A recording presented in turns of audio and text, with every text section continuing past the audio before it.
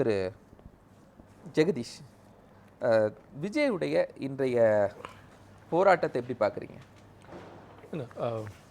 தமிழக வெற்றிக் கழகத்தின் தலைவர் விஜய் அவர்கள் களத்திற்கு வர வேண்டும் அப்படிங்கிறதான் தொடர்ச்சியான ஒரு விமர்சனம். வராமல் இருக்கார், விமர்சனமாக இருந்தது. ஒரு கண்டிப்பாக வரணும், அவர் வந்தால் தான் நிறைய விஷயங்களை அவர் பார்க்க முடியும், கண்கூடாக பார்க்க முடியும். அவர் களத்திற்கு போகும்பொழுது தான் அது உண்மையிலேயே தமிழக வெற்றிக் கழகம் அடுத்த ஒரு நிலையை நோக்கி நகரும். அவர் அது வாக்குகளை பெற்றுத்தருவதாக இருக்கலாம், இல்லை முழுமையான ஒரு அரசியல் புரிதலுக்காக இருக்கலாம், ரெண்டுமே.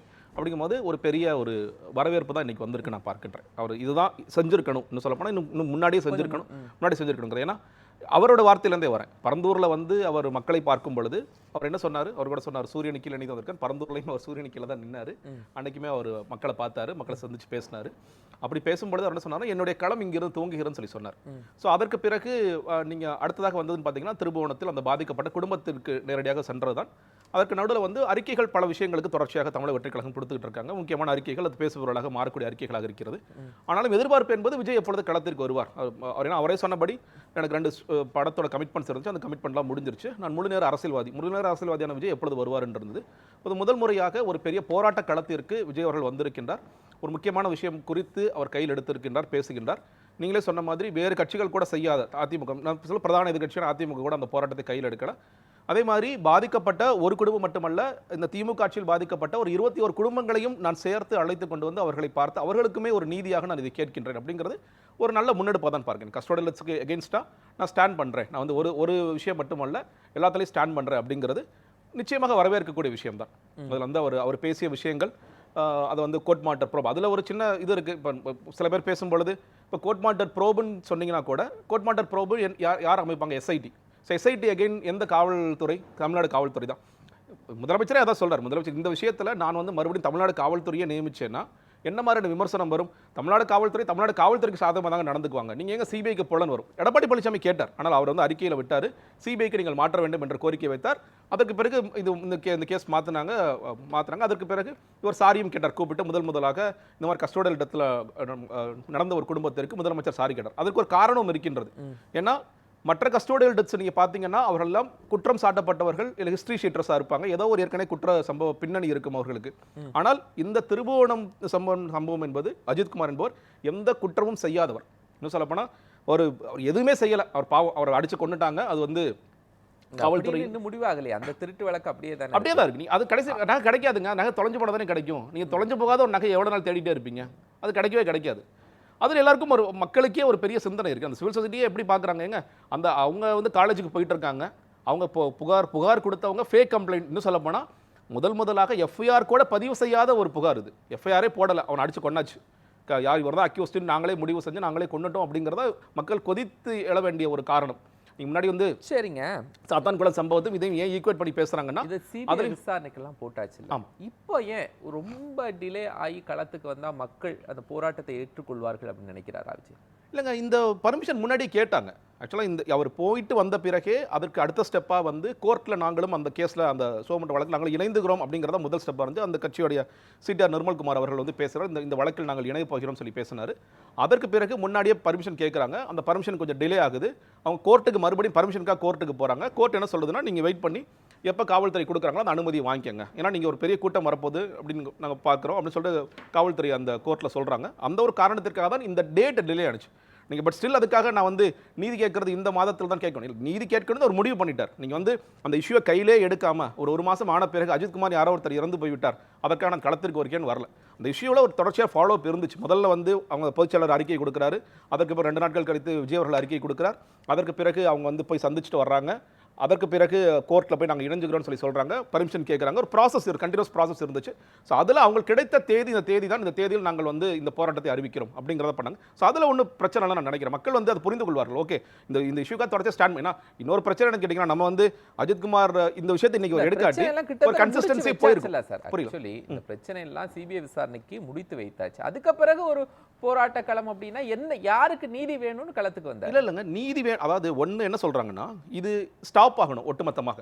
நீங்கள் இதற்கு முன்னாடி சாரி கேட்காத ஒரு முதலமைச்சர் ஏன் சாரி அப்படிங்கிற வார்த்தையை பயன்படுத்துகிறார்? ஒன்று, காவல்துறை கமிஷனர் சொல்றாரு இந்த மாதிரி அன்அஃபிஷியலா இருக்கிற இந்த போலீஸ் டீம் கலைக்கப்படணும். நம்ம முன்னாடி தெரியுமா இது வரைக்கும் இந்த மாதிரி போலீஸ் டீம் இருக்காங்க? நீங்க ஏன்னா திருபுவனம் நடந்த சம்பவத்தில் மானாமதுரை 70 கிலோமீட்டர் தள்ளி வந்து ஒரு போலீஸ்காரங்க அடிக்கிறதுக்காக ஒரு டீம் வந்து அடிச்சுட்டு போகுது. இது மாதிரி எல்லா இடங்களிலும் இருக்கு. இதுக்காகவே காவல்துறை வளர்த்து வச்சிருக்காங்க, அடிச்சு உங்களை வந்து உண்மையை வர வைக்கிறதுக்கு ஒரு டீம் இருக்குன்னு அதை கலைக்கிறாங்க. அப்போ அந்த மாதிரியான மாற்றங்கள்லாம் வருது. அப்போ இந்த மாதிரியான கஸ்டோடியல் ரிஸ்க் இனிமேலும் நடக்கக்கூடாது. இந்த அஜித்குமார் சம்பவத்தோட இது ஒரு முடிவுரைக்கு வரணும் அப்படிங்கிற போது இதை வீரியமா எல்லாரும் எடுக்கும் போது அது பேசப்படும். அது அடுத்தபடியாக போலீஸே யோசிப்பாங்க, ஓகே நம்ம இனிமேல் காவல்துறை ஏன்னா நீங்களே இந்த சம்பவத்திற்காக எத்தனையோ முன்னாள் காவல்துறை அதிகாரிகள்லாம் பேட்டி எடுத்திருப்பீங்க. அவங்களாம் என்ன சொன்னாங்க, சார் இன்னைக்கு கை வைக்க வேண்டிய அவசியமே இல்லை சார், டெக்னாலஜி அவ்வளோ முன்னேறிடுச்சு. ஒருவேளை திருட்டு நடந்திருந்தா கூட அந்த கார் எந்த பாதையில வந்துச்சு, அவங்க சிசிடிவி கேமராஸ் இதெல்லாம் வச்சு சாரி கேட்டு முடிச்சு வச்சுட்டாரு. அந்த வழக்கு யார்கிட்ட விசாரிக்கணும் அப்படிங்கறதையும் நீங்க மாநில அரசு மேல நம்பிக்கை இல்ல, மத்திய அரசு விசாரிக்கட்டும் அப்படின்ட்டு அவர் முதலமைச்சர் அவர் கையில இருக்கும் போல மத்திய அரசிட்ட கொடுத்துட்டாரு. இனி நீங்க யார்கிட்ட கேட்கணும்? மத்திய அரசிட்ட தானே கேட்கணும். மாநில அரசிட்ட ஸ்டாலினை ஏன் விமர்சனம் செஞ்சுட்டு இருக்கீங்க? இல்லங்க, நீங்க இப்போ நீங்க அந்த துறையை நிர்வகிக்கக்கூடிய தலைவர் யாராக இருக்கு, என்ன பண்ணணும்? அதுக்கு என்ன பண்ணணும்? இனிமேல் நீங்க 23 உறுதி கொடுத்துட்டாரு. அதான் முதலமைச்சர் இல்ல, அதான் சொல்றேன்ல, அந்த உறுதி கொடுக்குறாருங்க. உறுதி கொடுத்தாலும் நீங்க 21 2 3 4 நடந்துச்சா நடக்கலையா? நீங்க விக்னேஷ்னு ஒரு பையன் மெரினா பீச்ல இதே மாதிரி ஒரு படுகொலை நடந்துச்சு, ஒரு கஸ்டோடியல் எடுத்து நடந்துச்சு. அப்போ முதலமைச்சரே என்ன சொன்னாங்க, சட்டமன்றத்தில் முதல்ல பேசும்பொழுது இது வந்து வலிப்பு வந்து நடந்துச்சு. அப்புறம் நடந்துச்சா? முதலமைச்சர் மன்னிப்பு சாரின்னு கேட்ட பிறகு ஏதாவது நடந்துச்சா? நீங்க எதிர்பார்க்கிறது எப்படி இருக்குன்னா, நீங்க வாரம் ஒன்று நடக்கும் இல்ல, அப்படிலாம் நடக்காது. கஸ்டோடியல் டெத்ஸ் வந்து இப்ப இந்த 4 வருடத்தில் கிட்டத்தட்ட 24 மரணங்கள் நடந்திருக்கிறது. இனிமேல் நடக்காமல் இருப்பதற்கு இந்த மாதிரி அரசியல் அழுத்தங்கள் முக்கியம் பார்க்கிறேன். இது இன்னொன்னு நான் ஒத்துக்கிறேன். இது வந்து அதான் முதலமைச்சர் உறுதியே கொடுத்துட்டாரு. ஆமா, இதுக்கு பிறகு முதலமைச்சர் இருந்து தாவேகா தலைவருக்கு என்ன உறுதிமொழி வேணும்னு கேட்கிறேன். இல்லங்க, இனிமேல் நடக்காமல் இருக்கணும்ங்கிறதானே ஒரு எதிர்பார்ப்பு. இப்போ நீங்க இந்த போராட்ட களம் என்ன சாதிக்கும்? நீங்க ஒரு பக்கம் நீதிமன்றத்துக்கு போறாங்க, நீதிமன்றம் இந்த வழக்குக்கு ஒரு முடிவு எழுதணும், நிகிதா விசாரிக்கப்பட்டாரா இல்லையாங்கிறத பார்க்கணும்.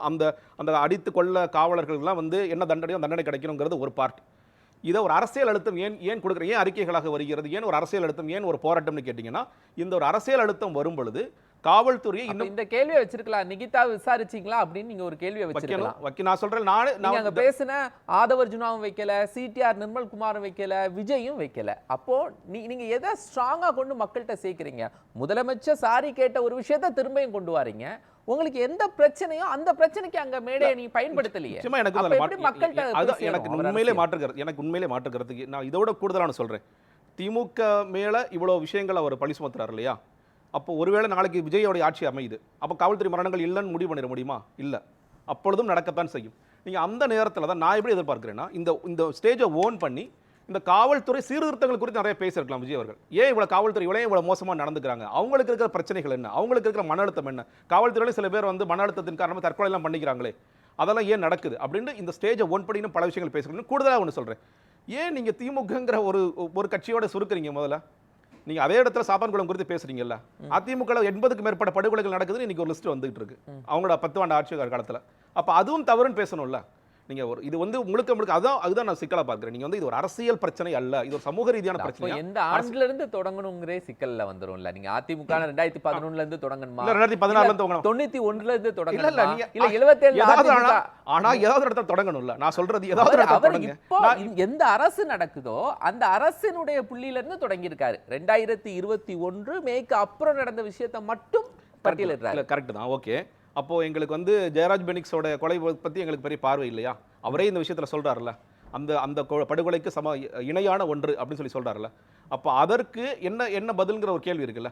நான் என்ன சொல்றேன், கூடுதலாக நீங்க அதிமுக அரசாங்கத்திலும் இது நடந்தது, திமுகவும் இந்த தொடர்ச்சி நடந்து கொண்டிருக்கின்றது. இது வந்து ஒரு முடிவுக்கு எப்பொழுது வருங்கிற கேள்வியாக இருந்திருந்தால் மக்கள் மன்றத்தில் இவர் வந்து இந்த பாதிக்கப்பட்ட எல்லா தரப்பிற்காகவும் பேசுகிறார், ஒரு குறிப்பிட்ட தரப்புக்காக விமர்சிக்க தயங்குறாரு அப்படின்னு ஒரு கேள்வி எனக்கு இருக்கு. அது செஞ்சிருக்கணும்னு நான் பாக்குறேன். இது அதிமுக கூட இல்லைங்க, எந்த ஒரு ஆட்சி, முந்தைய ஆட்சி காலத்தில் நடந்தது, இந்த ஆட்சி காலத்திலும் நடக்கிறது, இனி வரப்போகும் ஆட்சி காலங்களில் நடக்காமல் இருக்க வேண்டும் அப்படிங்கிறதா ஒரு கோர் பாயிண்டா இருந்திருக்கும் நான் பார்க்குறேன். இது வந்து இந்த திமுக ஆட்சி காலத்தில் மட்டும் நடக்காமல் இருக்கக்கூடாது, நடக்காமல் இருக்கணும், அடுத்த ஆட்சி காலத்தில் நடந்தால் பரவாயில்லை அப்படிங்கிற ஒரு துணி அதில் வந்துடக்கூடாதுன்னு பார்க்குறேன். அதில் இன்னும் கூடுதல் வீரியமாக பேசியிருக்கலாம், காவல்துறை சீர்திருத்தங்கள் குறித்து பேசியிருக்கலாம். ஏன்னா இது வந்து ஒரு பக்கம் இதை நிர்வகிக்கக்கூடிய அரசு குறித்து நீங்கள் எவ்வளவு நாள் கேள்வி எழுப்பினாலும், இன்னொரு பக்கம் காவல்துறையில் தொடர்கதையாக நடந்து கொண்டே இருக்கின்றது. இது எவ்வளவோ பிரச்சனைகள் பார்க்கலாம். காவல்துறை இன்னைக்குமே வந்து சில நாள் காட்டு முன்னாடி தரமாக நடந்துட்டு தான் இருக்காங்க. அப்போ அதையெல்லாம் ஒழிப்பதற்கு, குறைப்பதற்கு என்ன முன்னெடுக்க போகிறோம், நாங்கள் என்ன முன்னெடுக்க போறோம்.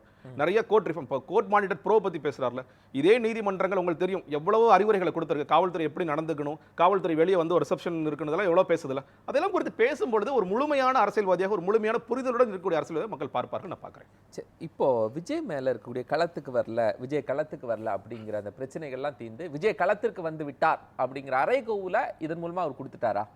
விமர்சனம் விஜய் மேல வைக்கப்படாது. இல்ல கன்சிஸ்டன்சி வேணும் அதுல.